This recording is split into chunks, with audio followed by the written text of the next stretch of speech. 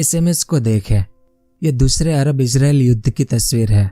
ये यहूदी लोग हैं जो उस समय इजिप्ट में रहते थे।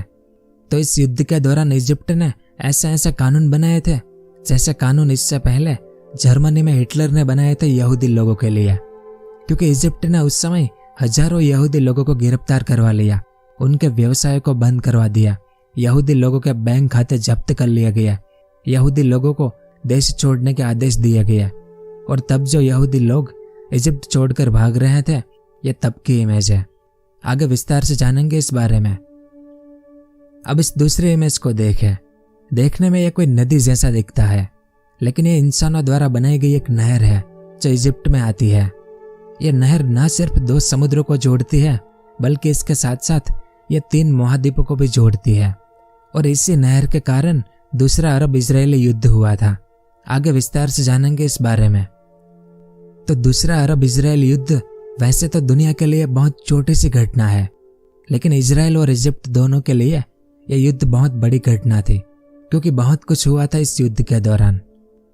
तो ऐसे ही ओरिजिनल इमेजेस और मैप के जरिए मैं आपको अरब और इजराइल के बीच हुए दूसरे युद्ध का पूरा इतिहास समझाने की कोशिश करूंगा कि यह युद्ध कब हुआ था, इसके क्या क्या अलग अलग कारण थे, इस युद्ध का क्या परिणाम मिला, इस युद्ध से किसको कितना फायदा हुआ और किसको कितना नुकसान हुआ था, इस युद्ध में फ्रांस और ब्रिटेन क्यों कूद पड़े थे, इसके क्या कारण थे, फ्रांस और ब्रिटेन ने किन ऑपरेशनों को इजराइल के साथ अंजाम दिया था और इसके क्या नतीजे निकले थे, फिर कैसे युद्ध खत्म हुआ था और किसको कितनी हानि हुई थी, कैसे इस युद्ध ने फ्रांस और ब्रिटेन की इज्जत को मिट्टी में मिला दिया था, और इस दौरान इजिप्ट में रहने वाले यहूदी लोगों पर कैसे कैसे अत्याचार हुए थे, वो सब और इसके अलावा और भी बहुत कुछ जानने को मिलेगा आपको इतिहास के बारे में।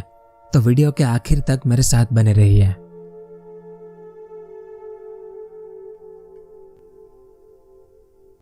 अब इजराइल फिलिस्तीन के इतिहास और विवाद की यह तीसरी वीडियो है। पहली वीडियो में इजराइल के निर्माण से लेकर उसके विनाश तक और बाद में ब्रिटेन और यूनाइटेड नेशंस की मदद से पैलेस्टाइन का बंटवारा करके ये सफेद कलर वाला भाग इजराइल को दिया गया और ये ग्रीन कलर वाला भाग पैलेस्टाइन को दिया। तो इस तरह से 14 मई 1948 के दिन इजराइल का निर्माण हुआ था, जिस बारे में हमने इस पहली वीडियो में विस्तार से जाना था।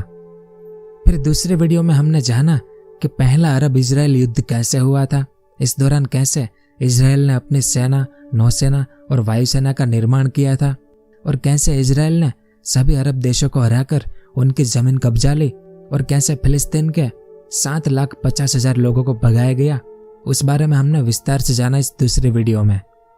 तो इस तीसरी वीडियो में हम पहले अरब इजराइल युद्ध के बाद से लेकर दूसरे अरब इजराइल युद्ध के अंत तक का जो घटनाक्रम है उस बारे में विस्तार से जानेंगे। तो 1949 में पहला अरब इजरायली युद्ध खत्म हुआ था, जो इजराइल जीत गया था। अब इजराइल ये युद्ध जीता था, इस कारण कोई भी फिलिस्तीनी लोग 7,50,000 फिलिस्तीनी लोग जो इस युद्ध के दौरान पैलेस्टाइन को छोड़कर दूसरे देशों में चले गए थे, वो अब वापस अपने घर यानी पैलेस्टाइन में लौटने में असमर्थ थे, क्योंकि अब पैलेस्टाइन का ज्यादातर हिस्सा इजराइल के कब्जे में था। इस कारण ये लाखों फिलिस्तीनी लोग कुछ जॉर्डन में, कुछ सीरिया में, कुछ लेबनान जैसे अलग अलग अरब देशों में शरणार्थी बनकर रहने लगे। इसमें जितने भी लाल कलर के निशान हैं वो सभी फिलिस्तीनी शरणार्थियों के कैंप हैं, जिसकी आबादी आज 50 लाख से भी ज्यादा हो गई है। अब 1949 के बाद एक तरफ जमीनी लड़ाई तो खत्म हो गई थी, लेकिन दूसरी तरफ राजनीतिक लड़ाई अभी भी जारी थी, क्योंकि इसके बाद इजराइल और अरब देशों के नेताओं और समाचार मीडिया ने नियमित रूप से एक दूसरे पर झूठे प्रचार और अभद्र टिप्पणियां करना शुरू किया। जैसे इस दौरान इन सभी अरब देशों ने इजराइल को एक देश के रूप में मानने से मना कर दिया था, और ये सभी अरब देश इजराइल को एक अछूत राज्य मानते थे। इस कारण तो 1950 के दशक में अरब नेता और लेखक भी कहीं पर भी इजराइल शब्द का उपयोग ही नहीं करते थे, और इजराइल के मैप को भी ये पैलेस्टाइन कहते थे या फिर इस भाग को खाली छोड़ देते थे। यानी कुल मिलाकर 1949 के बाद अरब देशों ने इजराइल और यहूदी लोगों का बड़े पैमाने पर बहिष्कार करना शुरू कर दिया था। इस कारण यहूदी और फिलिस्तीनी लोगों के बीच भी नफरत बढ़ती जा रही थी, और इसी नफरत के कारण अतिक्रमण की घटनाएं, गोलीबारी की घटनाएं, इजराइल द्वारा फिलिस्तीनियों पर हमला करना या फिलिस्तीनियों द्वारा यहूदी लोगों पर हमला करना, जैसी घटनाएं भी दिन ब दिन बढ़ने लगी थी। दूसरी ओर 1949 में इजराइल यूनाइटेड नेशंस का मेंबर बन गया और दुनिया के अलग अलग देश अब इजराइल को मान्यता भी देने लगे थे। जैसे उस समय हमारे भारत ने भी 1950 में इजराइल को मान्यता दे दी थी।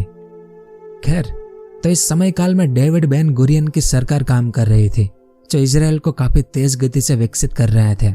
यहूदी लोगों को शिक्षा देना, इन्हें रोजगार देना, प्रवासी यहूदियों का रहने का इंतजाम करना और यहूदियों को सैन्य शिक्षा देने जैसे काम ये सरकार काफी अच्छे से कर रही थी। और इसी समय काल में यानी 5 जुलाई 1950 के दिन इजराइल ने एक कानून पास किया, द लॉ ऑफ रिटर्न नाम का। इसे घर वापसी का कानून भी कहते हैं। इसके तहत अगर दुनिया के किसी भी यहूदी इंसान के दादा या दादी या फिर दादा दादी दोनों यहूदी हो और अगर वो इजराइल में आना चाहते हैं तो उन्हें तुरंत इजराइल की नागरिकता दी जाएगी।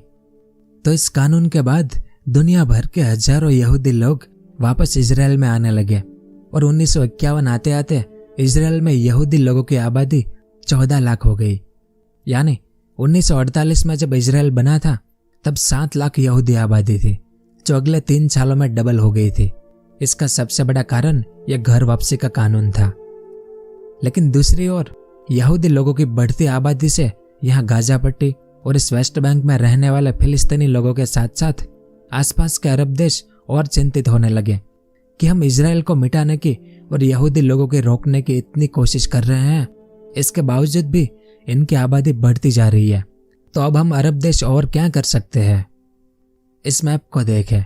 ये बड़ा सा देश इजिप्ट है, जो उस समय अरब देशों में सबसे ताकतवर देश था। अब उस समय दुनिया के जो सबसे बड़े व्यापार मार्ग थे यानी सिल्क रूट, जिसमें एक ऑरेंज कलर वाला जमीनी मार्ग था और ये ब्लू कलर वाला समुद्री व्यापार मार्ग था। अब ये एशिया है और ये यूरोप है। तो इन दोनों महाद्वीपों के बीच जो व्यापार होता था वो इस रेड सी से होते हुए इस इजिप्ट की सुएज नहर से गुजरता है। यानी यूरोप से आने वाले जहाज भी और एशिया से आने वाले जहाजों को भी इसी सुएज कैनाल से गुजरना पड़ता है। इस कारण तो ये सुएज कैनाल सिल्क रूट का सबसे महत्वपूर्ण स्थान है, वरना इन जहाजों को पूरा अफ्रीका महाद्वीप पार करके जाना पड़ेगा, जिसमें समय और खर्चा काफी बढ़ जाता था। इस कारण लगभग सभी व्यापारिक जहाज इस सुएज कैनाल से होकर ही गुजरते थे। अब सुएज कैनाल इसी इजिप्ट में पड़ती है। यहाँ पर यह जो नदी जैसा दिख रहा है, यहाँ से लेकर यहाँ तक यह है सुएज कैनाल। अब यह सुएज कैनाल एक अलग चैप्टर है। इसका इतिहास बहुत बड़ा और उलटफेर वाला है। अगर आपको इसके इतिहास के बारे में विस्तार से जानना है तो नीचे कमेंट करके बताएं, क्योंकि यहाँ पर इसका इतिहास बताना संभव नहीं है।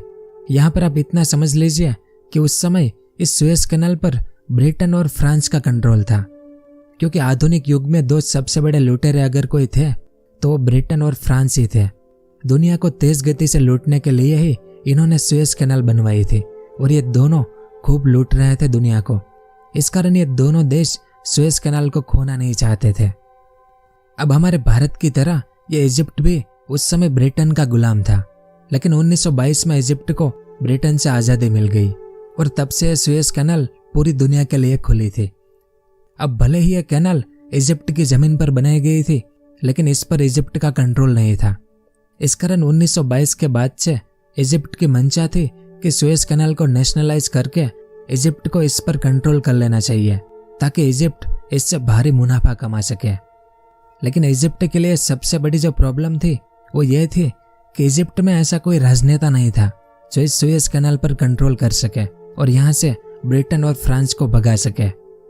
लेकिन इस पैलेस्टाइन में इजराइल देश बनने के बाद इजराइल और अरब देशों के बीच तनाव बढ़ता जा रहा था 1950 के दशक में, और तभी इस इजिप्ट में एक युवा नेता अब्देल नासिर का उदय हुआ। ये उनकी इमेज है। और जब ये इजिप्ट के प्रेसिडेंट बने तब इनकी उम्र मात्र 38 साल की थी। इससे पहले ये इजिप्ट की सेना में थे, तो आप समझ सकते हैं कि कम उम्र और गर्म खून, और ऊपर से अब्देल नासिर इजराइल से नफरत करते थे, क्योंकि इजिप्ट और बाकी अरब देश चाहते थे कि इस जमीन से इजराइल का नामो निशान मिटा देना है। ऐसे में 23 जून 1956 के दिन अब्देल नासिर इजिप्ट के प्रेसिडेंट बने, जिसके बाद अरब और इजराइल के बीच जो तनाव बढ़ता जा रहा था वो बहुत जल्द युद्ध में तब्दील होने वाला था। लेकिन कैसे? तो इस मैप को देखें। यहाँ पर सुएज कैनाल है जो इस भूमध्य सागर और नीचे इस लाल सागर को जोड़ती है और यहीं से यूरोप, एशिया और पूर्वी अफ्रीका के बीच व्यापार होता है। यानी ये सुएज कैनाल 3 महाद्वीपों को आपस में जोड़ती है। तो इससे आप अंदाजा लगा सकते हैं कि सुएज कैनाल कितनी महत्वपूर्ण है। अब यहाँ पर ये इजराइल है। अब इजराइल अभी 7-8 साल पहले ही बना था, तो इजराइल अलग अलग चीजों के लिए अलग अलग देशों पर निर्भर था। अब एशिया से जो सामान इजराइल पहुंचता था उस समय वो इस लाल सागर से होते हुए या इस अकाबा की खाड़ी से इजराइल पहुंचता था या फिर इस सुएज कैनाल से होते हुए इजराइल पहुंचता था। लेकिन 1956 आते आते सभी अरब देशों ने इजराइल का बहिष्कार करना शुरू कर दिया था और ऊपर से इसी साल अब्दुल नासिर इजिप्ट का प्रेसिडेंट बने, जिन्होंने सत्ता में आते ही सुएज कैनाल को नेशनलाइज कर दिया। यानी अभी तक जिस सुएज कैनाल पर ब्रिटेन और फ्रांस का कंट्रोल था उस पर अब इजिप्ट ने कंट्रोल कर लिया, जिसके बाद इजिप्ट ने सुएज कैनाल से उन व्यापारिक जहाजों पर पाबंदी लगा दी जो इजराइल जाते थे या फिर इजराइल से आते थे। इसके बाद इजराइल के लिए यह अकाबा की खाड़ी ही बची थी। लेकिन इस तरफ सऊदी अरब है जो कि एक अरब देश है और इजराइल का दुश्मन देश भी था। तो इसके बाद सऊदी अरब और इजिप्ट ने मिलकर इस अकाबा की खाड़ी पर भी कंट्रोल कर लिया और यहाँ पर भी उन व्यापारिक जहाजों पर पाबंदी लगा दी जो इजराइल जाते थे या इजराइल से आते थे।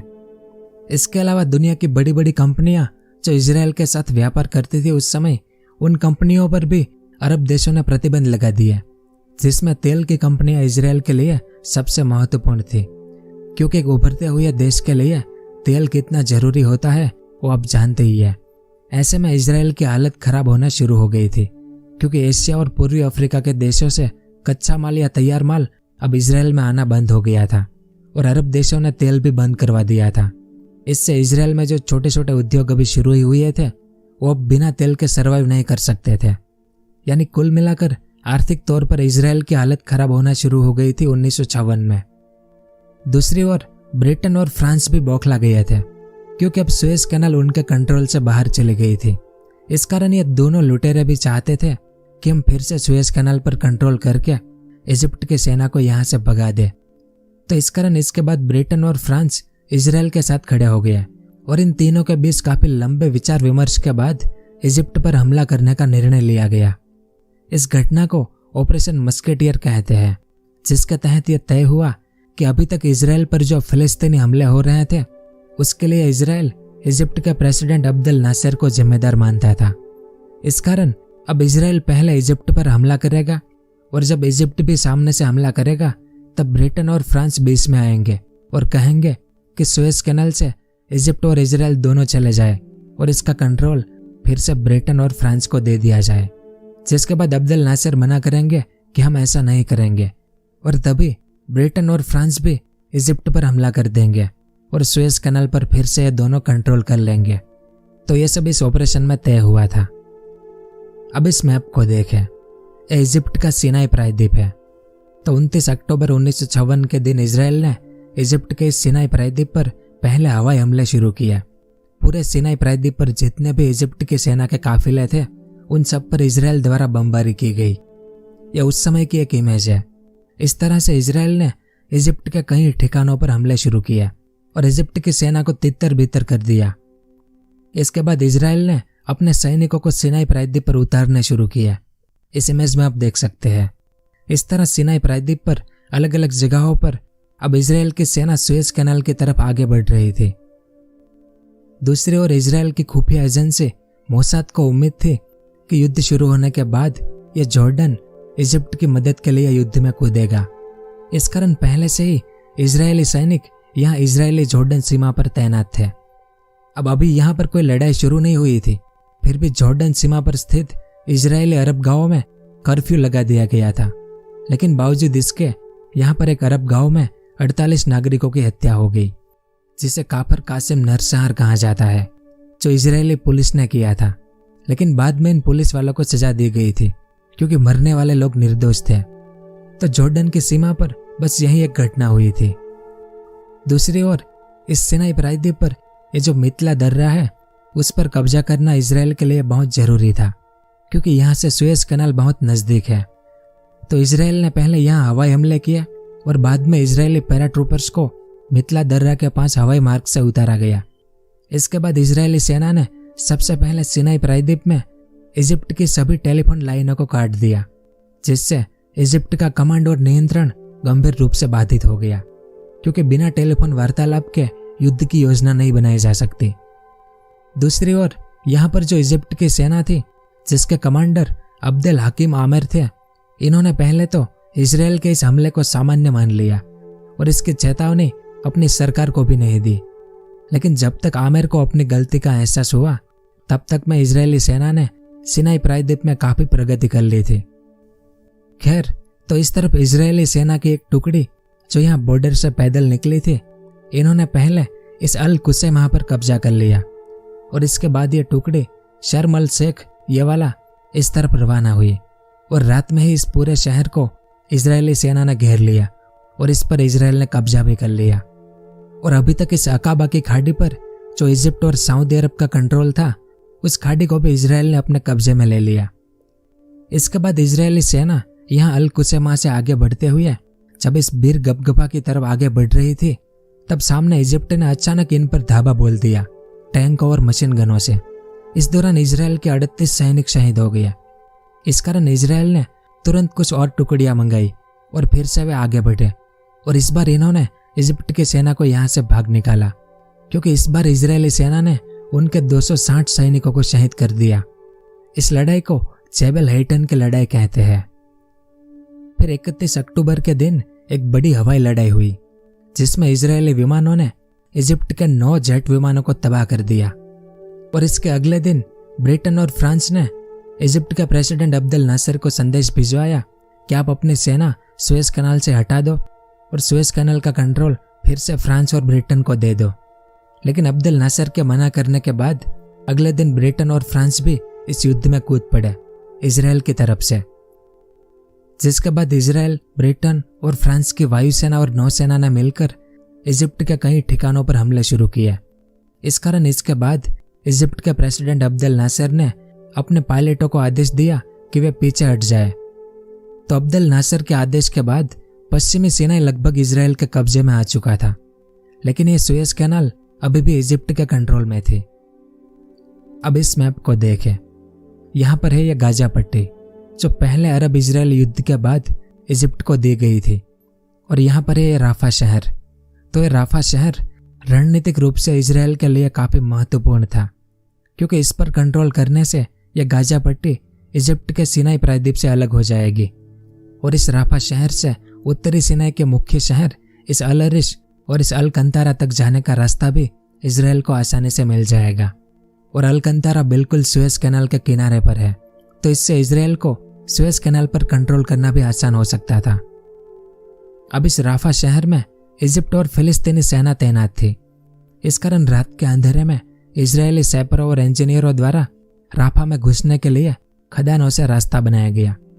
और दूसरी तरफ फ्रांस के युद्धपोतों ने राफा के बाहर छोटे मोटे हमले से इजिप्ट की सेना का ध्यान भटकाया। और जब इजिप्ट की सेना फ्रांस के युद्धपोतों के पीछे गई, तो इजरायली सेना तुरंत राफा शहर के अंदर घुस गई, जिसके बाद इस शहर में कई छोटी मोटी लड़ाइयाँ हुई, जिसमें इजरायल के कई सैनिक शहीद हो गए और कुछ 111 शरणार्थी भी मारे गए। लेकिन आखिर में इजरायल ने इस राफा पर कब्जा कर ही लिया। इसके बाद इजरायली सेना का एक काफिला राफा से आगे बढ़ते हुए इस अल अरिश शहर की तरफ रवाना हुआ और 2 नवंबर के दिन इन्होंने अल अरिश पर भी कब्जा कर लिया। और इजरायली सेना का दूसरा काफिला राफा शहर से इस गाजा पट्टी के अंदर रवाना हुआ, जहां पर एक घमासान लड़ाई हुई। इसमें इजिप्ट के सैकड़ों सैनिक मारे गए और हजारों सैनिकों को इजरायल ने बंदी बना लिया। लेकिन इसके बाद गाजा के आम लोगों ने इजरायली सेना पर हमले किए। इस कारण इसके जवाब में इजरायली सेना ने गाजा में 275 निहत्थे फिलिस्तीनियों को मार दिया, जिसमें 140 शरणार्थी थे और 135 स्थानीय गाजा निवासी थे। खैर, तो 3 नवंबर आते आते इजरायल ने लगभग पूरी गाजा पट्टी पर कब्जा कर लिया था और यूनाइटेड नेशंस का अनुमान है कि गाजा में इजरायली कब्जे के बाद 500 जितने फिलिस्तीनी नागरिक मारे गए थे। लेकिन ये आंकड़े विवादित है, क्योंकि कुछ इतिहासकार इसे मानते हैं तो कुछ इसे नहीं मानते हैं। तो युद्ध शुरू होने के 1 हफ्ते बाद, यानी 3 नवंबर तक में फ्रांस और ब्रिटेन की मदद से इजरायली सेना ने गाजा पट्टी राफा, अलरिश, अबू अगेला, कुसेमा, मितला दर्रा और निसेज शर्मल शेख और उसके आसपास के जो इलाके हैं उस पर सफलतापूर्वक कब्जा कर लिया था। और इन भागों पर जो इजिप्ट की सेना थी उसे इजराइल ने बंदी बना लिया था। लेकिन सुएज कैनाल अभी भी इजिप्ट के कंट्रोल में थी। इस कारण इसके बाद ब्रिटेन ने अपनी रॉयल नेवी को समुद्री रास्ते से इस पोर्ट सईद पर हमला करने भेजा। ये पोर्ट सईद सुएज कैनाल का एक मुहाना था, तो इसके एक छोर को कब्जाने के बाद दूसरा छोर कब्जाना आसान हो जाता। इस कारण इस रॉयल नेवी ने पोर्ट सईद पर हमला कर दिया और इसमें फ्रांस की सेना भी शामिल थी। यह उस रॉयल नेवी की इमेज है। इन जहाज़ों के अंदर सेना, टैंक, बम और मशीन गन सब कुछ तैनात था। इस कारण बहुत जल्द पोर्ट सईद पर इजिप्ट ने आत्मसमर्पण कर दिया। फिर इसके बाद फ्रांस और ब्रिटेन का अगला टारगेट था यह अल कांतारा शहर। तो ब्रिटेन और फ्रांस की सेना इस शहर को कब्जाने निकल पड़ी थी और सिनाई प्रायद्वीप में इजरायली सेना भी इस तरफ आगे बढ़ते हुए सुएज कैनाल की तरफ आ रही थी। अब ब्रिटेन और फ्रांस युद्ध में तो सफलतापूर्वक आगे बढ़ रहे थे, लेकिन कूटनीतिक तूफान के लिए ये शायद तैयार नहीं थे, जो तूफान अमेरिका से आने वाला था। क्योंकि अमेरिका को डर था कि कहीं ये युद्ध आगे बढ़ा तो इसमें यूएसएसआर कूद पड़ेगा, वो भी इजिप्ट की ओर से। और अगर ऐसा होगा तो मिडिल ईस्ट के सभी अरब देश भी यूएसएसआर की तरफ शामिल हो जाएंगे, क्योंकि यूएसएसआर अभी तक काफ़ी हथियार दे चुका था इजिप्ट को और ज़रूरत पड़ने पर वो अपनी सेना भेजने को भी तैयार था इजिप्ट के लिए। और ये समय कोल्ड वॉर यानी शीत युद्ध का समय था। तो अमेरिका और यूएसएसआर दोनों चाहते थे कि अरब देश उनके पक्ष में आ जाए। तो ऐसा कुछ हो इससे पहले ही अमेरिका यहाँ पर युद्ध विराम करवाना चाहता था। लेकिन ब्रिटेन और फ्रांस अभी युद्ध विराम करने को तैयार नहीं थे, क्योंकि इन दोनों को अभी भी लग रहा था कि ये दोनों तब भी दुनिया के सुपर पावर थे। लेकिन दूसरी ओर ब्रिटेन की आर्थिक स्थिति खराब होती जा रही थी, क्योंकि इस युद्ध के दौरान ब्रिटेन की करेंसी काफ़ी कमज़ोर हो गई थी और सुएज कैनाल के बंद होने के बाद से ब्रिटेन की तेल की आपूर्ति भी बंद हो गई थी। इस कारण ब्रिटेन ने अपनी आर्थिक स्थिति सुधारने के लिए IMF से लोन भी मांगी, लेकिन अमेरिका ने साफ साफ कह दिया कि जब तक ब्रिटेन युद्ध विराम के लिए सहमत ना हो तब तक उसे लोन नहीं मिलेगा। इसके अलावा अमेरिका ने कुछ ऐसे कदम उठाने की धमकी भी दी जिससे ब्रिटेन की करेंसी और भी कमज़ोर हो सकती थी। ऊपर से युद्ध शुरू होने के बाद ब्रिटेन में एंटी वॉर प्रोटेस्ट शुरू हो गए थे। लंदन में कुछ 30,000 लोगों ने ब्रिटेन की सरकार का विरोध आंदोलन किया कि युद्ध को रोको और शांति की स्थापना करो। यह उस समय की एक इमेज है। इसमें आप देख सकते हैं कि ब्रिटेन के लोग इस युद्ध के खिलाफ थे और ऐसे आंदोलन पूरे ब्रिटेन में हो रहे थे। इस कारण ब्रिटेन सरकार पर भी दबाव था इस युद्ध को रोकने के लिए। तो इतना सब कुछ होने के बाद ब्रिटेन और फ्रांस को युद्ध विराम पर सहमत होने के लिए मजबूर होना पड़ा और 7 नवंबर 1956 के दिन यूनाइटेड नेशंस ने रेजोल्यूशन 1001 पास करके इस एरिया में युद्ध विराम की घोषणा कर दी और यूनाइटेड नेशंस ने अपनी इमरजेंसी सेना को भी सुएज कैनाल पर तैनात कर दिया और यहाँ से ब्रिटेन, फ्रांस, इजराइल और इजिप्ट की सेना को हटा दिया गया। तो इसके बाद यूनाइटेड नेशंस ने सुएज कैनाल का पूरा कंट्रोल इस इजिप्ट को दे दिया, क्योंकि उनकी जमीन पर यह कैनाल बनाई गई थी और इस देश के लोग भी चाहते थे कि इस पर हमारा ही कंट्रोल होना चाहिए। इस कारण यह कैनाल इजिप्ट को सौंप दी गई, लेकिन कुछ शर्तों के साथ कि इजिप्ट इसमें किसी भी देश के व्यापारिक जहाज़ों को रोक नहीं पाएगा, यानी दुनिया के सभी देश के जहाज़ों को इसमें आने जाने की छूट है। अब इजिप्ट इन सभी जहाज़ों से किराया वसूल जरूर करेगा, लेकिन किसी को रोक नहीं सकता। तो इसके लिए इजिप्ट सहमत हो गया, क्योंकि अब सुएज कैनाल उनके कंट्रोल में आ गई थी।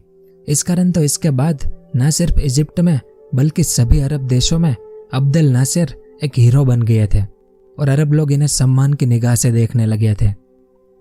दूसरी ओर इजराइल भी खुश था कि अब सुएज कैनाल और अकाबा की खाड़ी में उनके जहाज़ों को कोई रोकेगा नहीं, क्योंकि यूनाइटेड नेशंस ने इजराइल को भी उनके वाटर नेविगेशन के हक दे दिए थे। इस कारण इजराइल ने बाद में ये जो सिनाई प्रायद्वीप पर कब्जा कर रखा था वो वापस इजिप्ट को दे दिया और अगले साल से यानी मार्च 1957 से सुएज कैनाल को फिर से शुरू किया जाएगा। तो ये सब इस युद्ध विराम में तय हुआ था।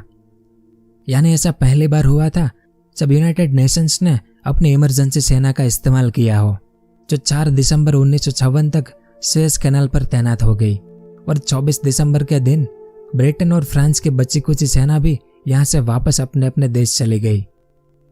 फिर इसके बाद इजराइल ने युद्ध के दौरान इजिप्ट के कुछ 5,580 सैनिकों को बंदी बना लिया था, तो सामने इजिप्ट ने भी इजराइल के 4 सैनिकों को बंदी बना लिया था।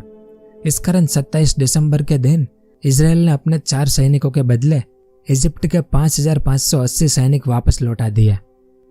तो इस तरह से सुएज कैनाल क्राइसिस, सुएज संकट या दूसरे अरब इजरायली युद्ध का अंत हुआ था।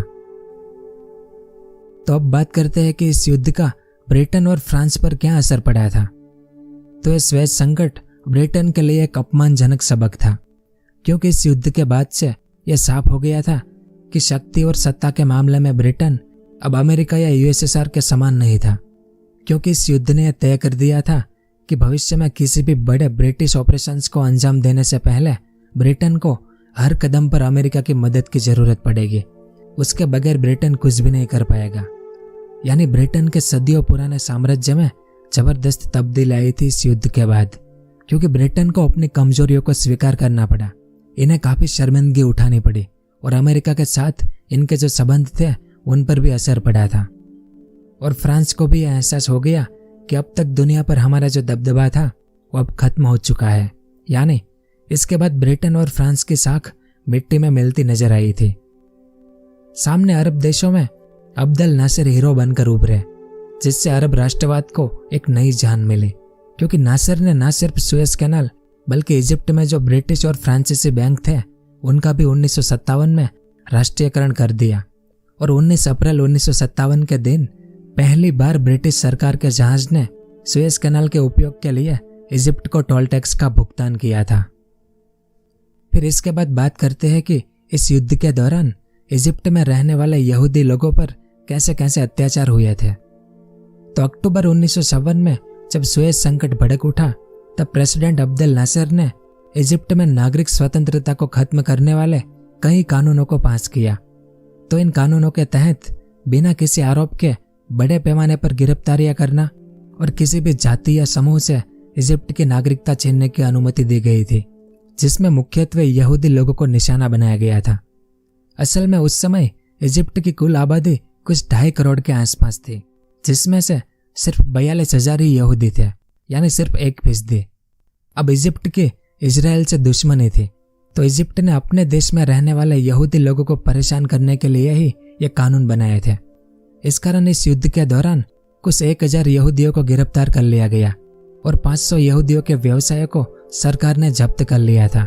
इजिप्ट की सरकार द्वारा यहूदियों के बैंक खाते जब्त कर लिए गए और कई यहूदियों को नौकरियों से निकाल दिया और यहूदी वकीलों, इंजीनियरों, डॉक्टरों और शिक्षकों को उनके पेशे में काम करने की अनुमति उनसे छीन ली गई थी। इसके अलावा हजारों यहूदियों को देश छोड़ने का आदेश दिया गया और देश छोड़ते समय उन्हें अपने साथ सिर्फ एक सूटकेस और कुछ चंद पैसे ले जाने की ही अनुमति दी गई। और देश छोड़ने से पहले यहूदी लोगों को इजिप्ट की सरकार को अपनी संपत्ति दान करने की घोषणा पर हस्ताक्षर करने के लिए मजबूर किया गया। इस कारण लगभग 25,000 जितने यहूदी लोग, यानी यहूदी समुदाय के लगभग आधे से ज्यादा लोग इजराइल, यूरोप या अमेरिका चले गए। इस कारण एक साल में यानी 1957 तक में इजिप्ट की यहूदी आबादी 42,000 से गिरकर सिर्फ 15,000 रह गई थी। तो इस तरह से इजिप्ट की सरकार द्वारा उनके ही देश के यहूदी लोगों को काफी परेशान किया गया था इस युद्ध के दौरान। और आखिर में बात करते हैं कि इस युद्ध में किस देश के कितने सैनिक और आम जनता मारी गई थी। तो इस युद्ध में ब्रिटेन के कुछ 22 सैनिक शहीद हुए थे और फ्रांस के कुछ 10 सैनिक शहीद हुए थे। फिर बात करें इजराइल की, तो इजराइल के कुछ 172 सैनिक शहीद हुए थे और इजिप्ट के आंकड़े विवादित हैं। इतिहासकारों के मुताबिक इजरायली आक्रमण में इजिप्ट के कुछ 1,000 से 3,000 सैनिक शहीद हुए थे और ब्रिटेन और फ्रांस के हमलों में इजिप्ट के कुछ 650 सैनिक शहीद हो गए थे। इसके अलावा यह युद्ध सिर्फ इजिप्ट की जमीन पर लड़ा गया था, तो जाहिर है कि इसमें सिर्फ इजिप्ट के आम लोगों ने ही अपनी जान गंवाई होगी। तो एक अनुमान के मुताबिक इसमें कुछ 1,000 इजिप्ट की आम जनता ने अपनी जान गंवा दी थी। तो इजराइल पैलेस्टाइन विवाद की सीरीज का तीसरा वीडियो था। इसमें हमने 1957 तक का इतिहास जाना। तो अगली वीडियो में हम यहाँ से आगे का इतिहास जानेंगे। तो ये इतिहास था दूसरे अरब इजरायली युद्ध या सुएज क्राइसिस या सुएज संकट का। आपको ये वीडियो कैसा लगा नीचे कमेंट करके जरूर बताएं, और अगर वीडियो पसंद आया हो तो इसे लाइक और शेयर जरूर करें। पूरा वीडियो देखने के लिए आपका बहुत बहुत धन्यवाद।